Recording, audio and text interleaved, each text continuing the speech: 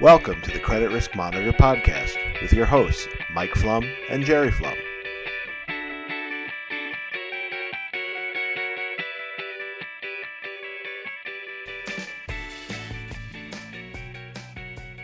Hi, everybody. Listening to NACM. I'm Mike Flum, President and COO of Credit Risk Monitor. I'm joined by Jerry Flum, our CEO and Chairman. We're just going to give you guys kind of some insight into one of the major distinguishing factors that Credit Risk Monitor can offer to you guys, and something that's pretty germane to you, considering we're looking at crowdsourcing of credit manager usage of our site. We figure worthwhile to describe this in a little bit more definitive terms, give you guys some rationale for why it's so important, and also why it enhances the accuracy of the frisk score. So, with that, maybe the first thing to kind of define out for you is really what is the crowdsourcing effect. The Credit Risk Monitor is folded into the frisk score model. So number one, I think it's important to kind of understand that part of the rationale for why we have this is that we've always been an online-based service. So we have a very hierarchically structured report, and we collect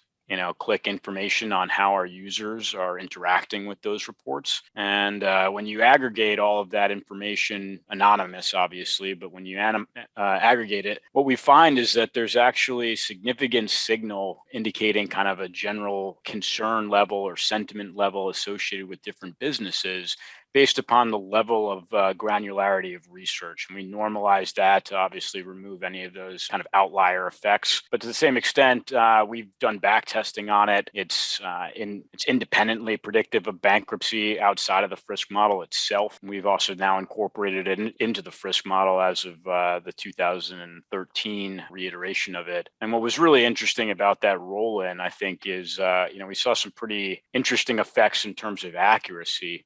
Just off the cuff, we previously were capturing about 95% of all bankruptcies in the frisk red zone category, which would be, frisk 1 through 5, what we consider above average risk of bankruptcy. When we rolled in the crowdsourcing effect, that capture rate actually went up to 96%, which doesn't sound like a lot in its own right, 1%. But when you're looking at it from the alternative perspective of the, remaining misses, we went from 5% to 4%, which is actually a 20% improvement. So that's pretty big. And obviously that's maintaining the same levels of false positive risk, which, I'd be derelict if I said from the perspective of, credit manager misses in the type 2 sense, a failure to identify are significantly more problematic from a bad debt perspective than over notification.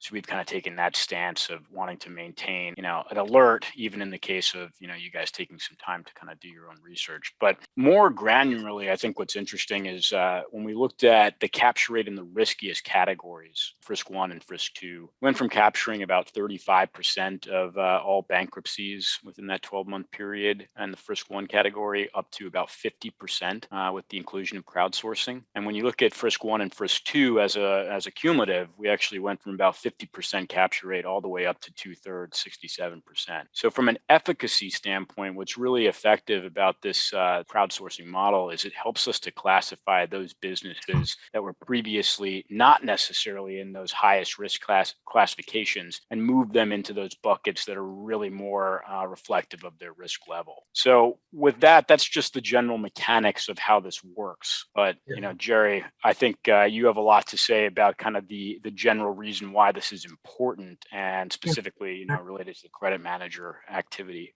I agree, Mike. That's how we crowdsource. We have had an ability for the last 20 years to follow what risk officers all over the world are clicking on our site, what part of it, the sequence of it, the timeliness of it. And you collect 20 years of data. You have enough data, you begin to pick up the patterns of when credit managers are getting concerned about a company. And so what's the big deal if you guys, you credit managers, you risk officers are getting concerned We happen to think that you guys are in the power position in the whole area of the extension of trade credit to corporations. That's a function of a credit manager, whether he will extend trade credit or not. That's not the job of a logistical man. It's not the job of an engineer who's designing product. That's what credit managers do. And so we are crowdsourcing you guys because we think you're critical, and you're critical for the following reasons. Right now, about 30% of all the debt loaned into the corporate world in North America is an extension of trade credit. It's 3 times larger than bank loans. So everybody goes crazy whether banks are loaning corporations or not. That's small potatoes. You guys, the credit managers, are extending 3 times as much credit to other corporations. Number 2, you guys are the amount of trade credit you're extending is 15 times larger than the commercial paper market, the other short-term lending facility that goes into corporate America. So the credit manager community is a hugely important position. And topping it all off, it's hugely important to companies that are getting into trouble. After all, trade extensions that you're extending are, for the most part, interest-free. And so when a corporation starts getting into trouble, and if corporate credit managers around the world start to restrict the amount of trade credit they're going to extend to a company, they either may charge interest, they may only extend trade for 50% of the purchase, a million other positive steps or negative steps that you guys and gals can take, make it a really critical thing to follow, because that corporation now has to go back into the banking industry and ask for working capital money. And the banking industry is going to take a look at the financials and say, we're not lending you guys money, or if we are, we sure as hell aren't going to lend it to you at no interest. So at the moment, credit managers curtail, restrict, eliminate trade credit going into company X that's in trouble. That company's got serious problems. And so in the driver's seat is credit managers. So we want to understand what they're doing. And credit managers have a specific responsibility. They need to continue, for the most part, to extend trade credit to customers, even as those customers get more and more into risk. After all, there's a question of ongoing sales. There's a question of within your own company, whether the VP of sales or the VP of manufacturing or your CFO is going to let you cut off extending trade credit 3 or 4 years before a company goes bankrupt. That's not going to happen. So you guys are in the real hot seat. And very few people understand how difficult and important the job of a credit manager really is. You guys are being asked to extend trade credit when companies are getting into trouble. So that's why we wanted to crowdsource you guys. And we did crowdsourcing in a very interesting way. We don't send out informational interviews. We don't send you questionnaires. We don't send you anything that takes a psychiatrist to sit on our staff and try and adjudicate what are you guys and gals really saying to us. We look at what part of your site that credit managers anonymously are clicking upon. What part of that company's site are they interested in even looking at that company? And if they get more and more interested in looking at that company, what part of our report, which goes into great detail on financial risk and accounting risk. So it would make sense over 20 years of data that there would be patterns that would predict when credit managers en masse are getting concerned about a company. But so therefore, this is kind of objective overview of what the credit manager community and risk managers are concerned with. So that's a critical function that we do.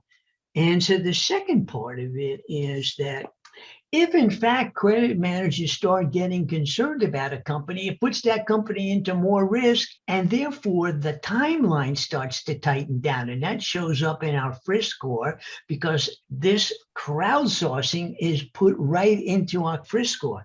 Let me give you one other factor, which I think is really critically important that you should pay attention to. We run this frisk score or crowdsourcing part of it in the stock market, but we run it every night. So when I tell you it's up to date, it is seriously up to date.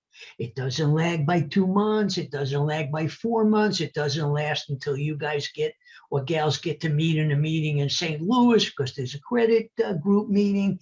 It's a run every night. So we pick up change quickly. And so these are the important functions because it has to be picked up quickly because it's very, very important because it's germane to whether you extend credit to companies getting more and more riskier. So that's the driving force behind this crowdsourcing.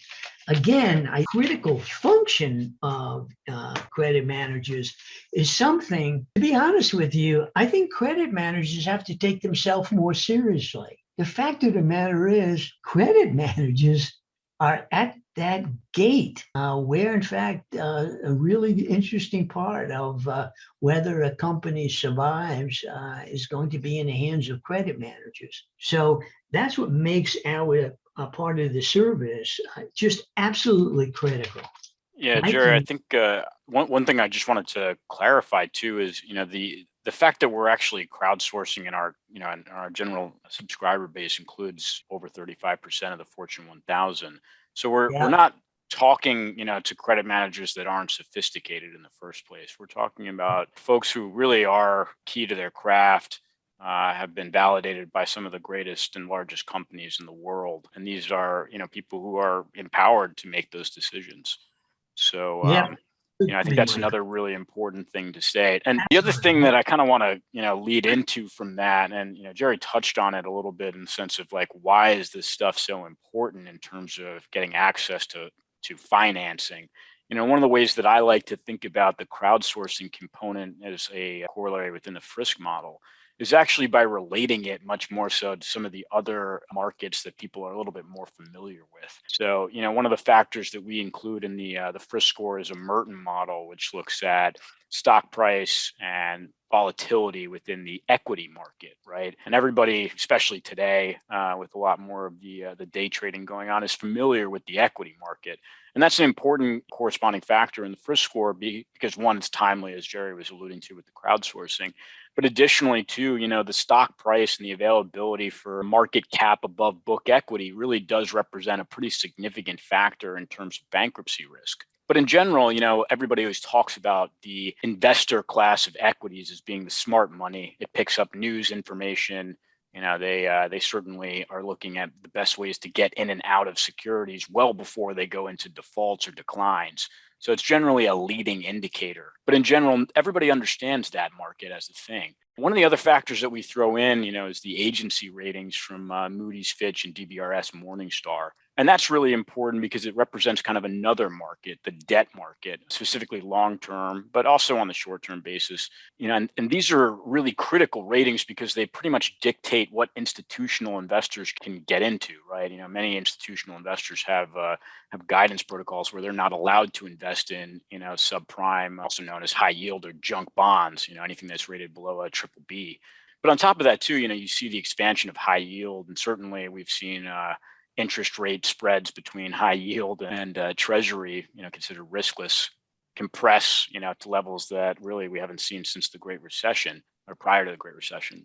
So in general, though, these are another example of kind of very interesting way of getting the generalized impression of another key market. I think it's also important to mention the fact that obviously the debt market is well in excess the size of the equity market. So, in terms of the dollar values, we're talking tremendous here, right? I mean, what is it, Jerry? It's over 3 times, right?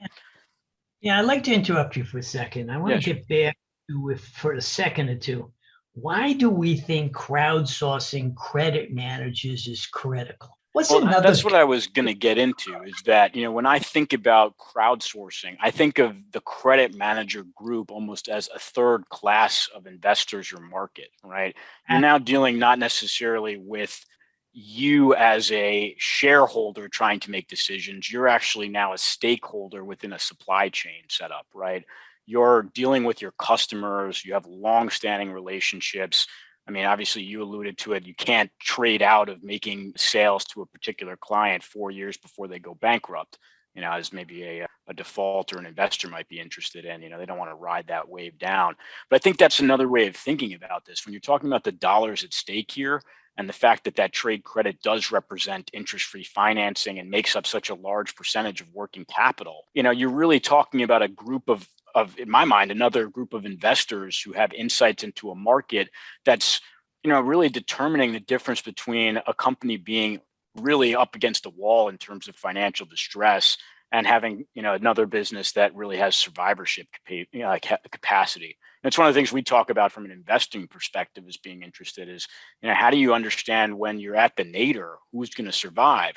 Well, it turns out, in my mind, I think the biggest predictor of that is whether or not somebody's going to issue you trade credit. If you have access to financing like that, you're not having to go to banks or hedge funds or anybody else to get financing at the point when getting financing is the hardest thing to do, right? Not only is there not a lot of supply or liquidity, but if you are getting that, it's going to be, you're going to be paying a corresponding premium for that just because there's not a lot of supply. Mike, you're making great points, but I want to make one other point why crowdsourcing credit managers is important. What other group, and I'm going to give you what the group is, what other group in the world thinks credit managers are really important if they're starting to run into problems at their company?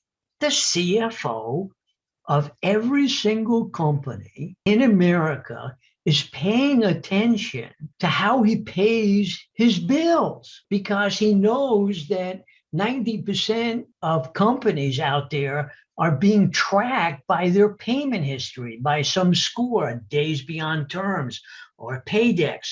So because they're being tracked, they need to, and I'm going to say this in quotes because I don't want CFOs to start calling me and death threats. But at the end of the day, they are manipulating those payments so that when credit managers look at days beyond terms or days or the paydex, what happens is the payments are usually very, very good right up to bankruptcy. So what's really happening is the CFO of these companies is painting a picture. And he's painting a picture for who? For credit managers to feel comfortable extending trade credit. So the real question is, if you're analyzing a public company where you have financial data and you have stock market data and you have credit agencies and you have our crowdsourcing, my God, why would you rely on payment history when you have the greatest information in the world? So what happens is we can tell you by the crowdsourcing whether your compadre, other credit managers or other companies are falling for that manipulated data because that makes a big deal. It's a big deal if the other credit managers are no longer starting to fall for that painted picture, then it may well be that you're getting business at your company that you would not normally get because other credit managers are refusing to ship. So you need to pay attention. And God knows the CFOs know exactly how important what credit managers do so that they paint the tape. That's the deal. And so when we developed the Frisk score, we on public companies all over the world, we wanted to get around that in any way, shape, or form that we could. And we found after looking at 10 or 15 or 20 years worth of data, my God, there are patterns. You guys are very smart. You guys know what you're doing. It's just that nobody wants to listen to you. We do. And we want you to listen to each other. And we want you to listen to it in real time. And that's why we have it. So it's a supplement that ties in. And it is a major, powerful force. Crowdsourcing outperforms the history of experts time after time after time because crowdsourcing influences even if you're wrong. If every single credit manager decides that company X is in trouble, they're in trouble. And so knowing what the group is doing is critically important. It turns out they do know what they're doing. But I'm trying to get you to understand that we do it. We're the only ones that have 20 years of data on this because we've been doing it because we were totally internet-derived company from the get-go when we first started. So when I hear credit managers talk about this stuff that crowdsourcing isn't important, my eyeballs cross. It's basically a negative story for credit managers, and I don't believe that. I believe credit managers have one of the most difficult jobs in the world under enormous pressure and tons of people banging on them why they have to do this or that or shouldn't do this or that. And they got to cut through this stuff. And in our subscriber base, as Michael alluded, is over 35% of the Fortune 1000, well over another 1,000 large corporations all over the world. 6,000 to 8,000 major risk managers all over the world who are looking at companies and following them. And what they're looking at is absolutely important on what they will do. And you need to know that. So yeah. I hate to sound like an evangelist, especially I'm basically, I would welcome the opportunity to talk to any senior management at any company around the world that wants to get a bird's eye view of this. I will get on the phone. Crowdsourcing of credit managers and companies that are going into trouble, the ones that we're crowdsourcing on all these public, is critical. And I want to say one other thing about it. I've been in this company now for 21 years. I helped found CreditRiskMonitor. I can tell you that universally over the last 21 years, most people tell me I'm not worried about public companies. I'm not worried about corporate risk. Let me tell you, right now as we are talking today, the risk at public companies is greater than it has ever been in the history of us keeping data going back 100 and some odd years. And the risk is at public companies, not private companies. And I'll tell you why. It's at public companies because public companies are able to borrow enormous sums of money because they have certified financials, because they have stock markets that have run out of sight and they're selling at 3 and 4 times book value. And therefore, people continue to lend these companies tons and tons and tons of money. And so they are the most leveraged in the world. The risk in dollars is not at private companies. It's at public companies. It's just a total flip of what everybody thinks is going on in risk is absolutely backwards. And when this thing comes undone, the public companies will have bad debt of enormous and never get paid off. And credit managers come after. Credit managers come after all of that debt that has certified paper on it, has notes tied to it, has UCC listings, all of that stuff. So basically, those corporations are getting hollowed out, and the guys who are holding the bag, and that's why your job is so hard as a credit manager, the guys holding the bag are going to be the trade creditors. And therefore, they need every single thing they can on the largest risks that they have, which is the public company risk. And we have a whole team. We're spending millions of dollars a year just trying to find out which companies are subsidiaries and divisions of public companies. So we're spending an enormous amount of time and energy to bring this to you guys. And so I wish you would not be cavalier and just throw away the crowdsourcing of your own selves. You guys are critically important, and that's why we're crowdsourcing you. And you're very predictable, you're very smart, and you have a hard job. I'll get off my soapbox, but man alive, I had to get off my chest.